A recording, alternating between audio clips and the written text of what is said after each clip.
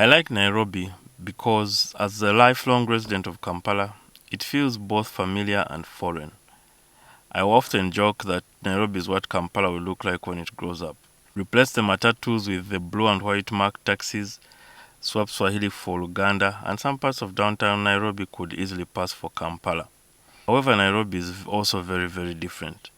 Just a few towns away from those familiar areas, and it looks nothing like Kampala.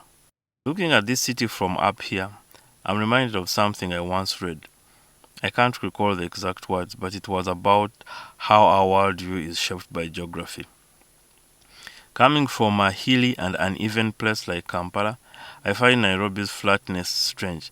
It feels like something is off, like it's not quite normal. Even though I know that humans have historically preferred to build cities on flat land whenever possible, this flatness still feels oddly unnatural to me. Standing here, I'm starting to think that the idea of geography shaping our worldview might have some truth to it. This is way too flat.